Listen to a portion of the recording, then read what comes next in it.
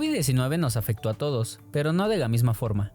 Aunque hubo prácticamente el mismo número de mujeres y hombres que se infectaron, murió el doble de hombres que de mujeres. Lo que muestran las cifras oficiales de la Secretaría de Salud es que murieron 334,000 mexicanos por COVID-19, de los cuales el 38.47 fueron mujeres y el 61.53 fueron hombres.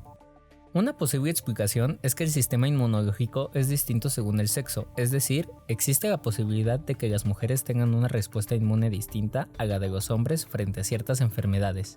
¿Es así?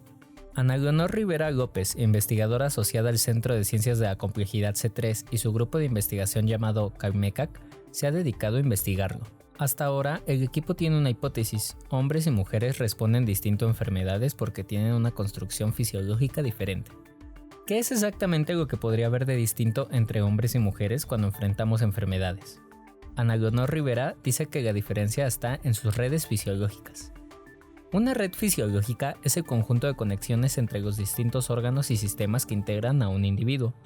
Estas conexiones permiten que el organismo funcione adecuadamente. Estas conexiones permiten que haya un equilibrio homeostático, es decir, la habilidad del organismo para mantener y autorregular sus condiciones internas entre todos sus sistemas, desde su saturación de oxígeno hasta su azúcar en sangre, desde su temperatura y su nivel hormonal hasta su ritmo cardíaco. Estamos diciendo que en realidad es la suma de todas estas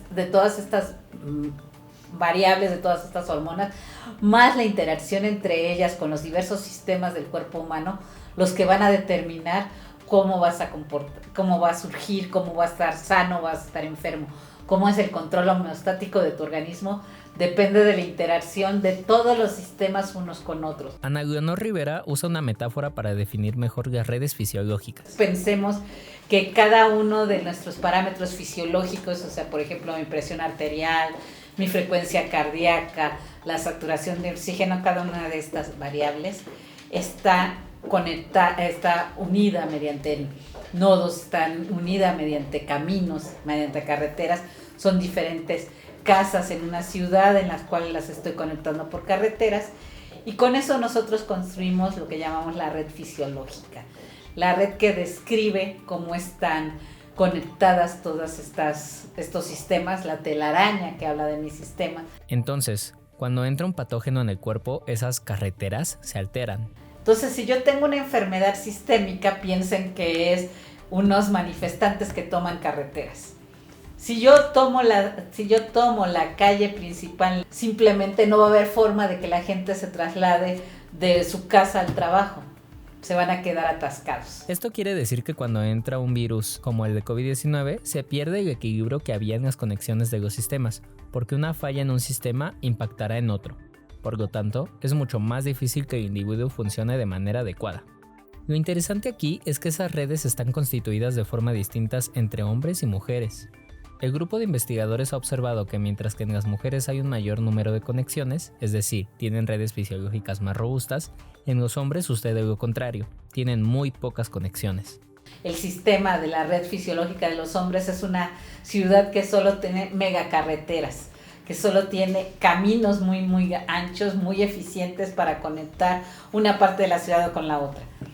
Imagínense una ciudad como Puerto Escondido, en el que tienen la carretera principal y unas pequeñas calles que unen con los extremos, pero todo se une mediante este camino principal. En cambio, la red de las mujeres es más bien como la Ciudad de México, que tiene un montonal de calles que te permiten irte por rutas alternas para llegar de un punto al otro. Todo está conectado con todo, no hay sistemas aislados. Hay muchas colonias, pero hay caminos que te unen de una colonia a la otra directamente. Entonces, en ese sentido, la red fisiológica de las mujeres es muy redundante, es muy robusta. Esta diferencia es lo que explicaría por qué murieron más hombres que mujeres por COVID-19. Como las redes de las mujeres están mejor conectadas, la entrada del virus no impidió que mantuvieran las conexiones vitales. Pero en los hombres, al tener redes con menor conexión y tener un virus eliminando enlaces, les fue mucho más difícil recuperarlos, por lo que su posibilidad de mantener sus conexiones vitales disminuyó. Muchas mujeres podrían saltar de gusto al saber que sus redes fisiológicas son más robustas. Sin embargo, el equipo de Rivera ha encontrado que esto no es necesariamente una ventaja en otras enfermedades. Un ejemplo es el COVID largo, un conjunto de síntomas que impactan en la persona semanas, meses o años después de que tuvo COVID. Un estudio publicado en 2022 en la revista Current Medical Research and Opinion mostró que las mujeres tienen 22% de probabilidades más que los hombres en desarrollar el síndrome post-COVID-19, además de presentar síntomas más pronunciados. Lo que explican los investigadores es que la ventaja que significa que las mujeres tengan redes fisiológicas más robustas para ciertas enfermedades puede resultar una desventaja para otras. Un organismo cuya red es más adaptable va a ser más frágil, pero va a recuperarse más rápido. Un organismo más robusto va a ser más resistente a una perturbación inicial, pero le va a hacer acarrear las consecuencias de la enfermedad durante más tiempo. Los investigadores creen que encontrar la diferencia en las redes fisiológicas de hombres y mujeres puede ser clave para diseñar tratamientos más idóneos, dependiendo de cada enfermedad. Y bueno, también mencionar que lo que estamos diciendo es que somos sistemas diferentes, pero que estamos que esas diferencias son precisamente las que tenemos que tomar en cuenta cuando hagamos una medicina.